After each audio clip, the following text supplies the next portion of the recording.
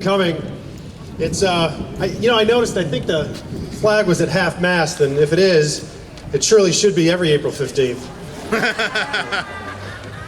Folks, I honestly believe we should be holding our local elections on February 1st, the day after our property taxes are due. And we should be holding federal elections and moving them from November until April 16th, when every citizen is acutely aware of the burden that the government places on all of us. I think the elections would turn out a bit differently than the ones in November. But folks, if you can do one thing for me, above all others, please do not believe a word that I say. Because you're a politician. Don't believe a word any elected official says. Don't judge us by our words, judge us by our actions. Hold our feet to the fire and keep us humble.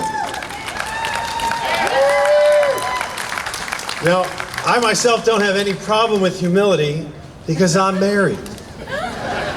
And my wife keeps me very humble. In fact, this summer we were on vacation sitting out on rockers looking at 15 different shades of orange as the sun was setting.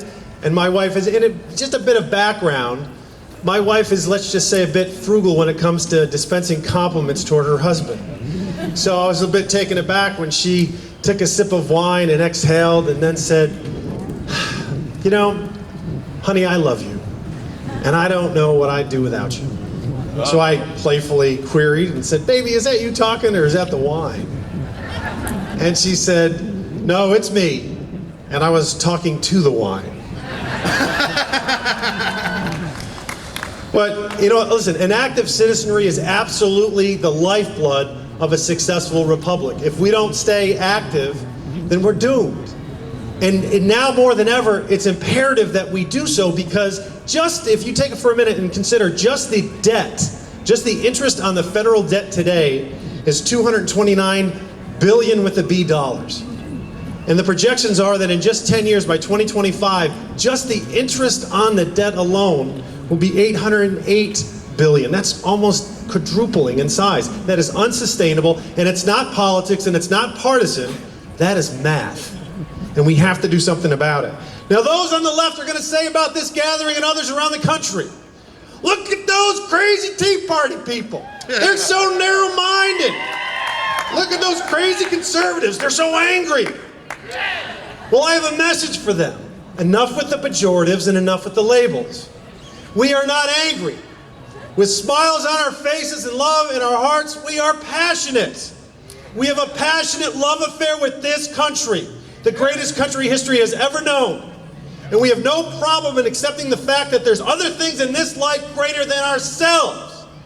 And it's this country. Now, 100 years from now, not one of us will be here.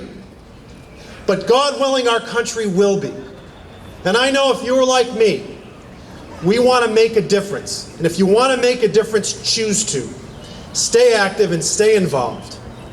Because at the end of the day, I know what I want my legacy to be, and I'm going to speak for all of you here because I would submit that it's the same. That on my tombstone, if it says 3 things, that I've lived a good life, a life well lived, and a life of accomplishment.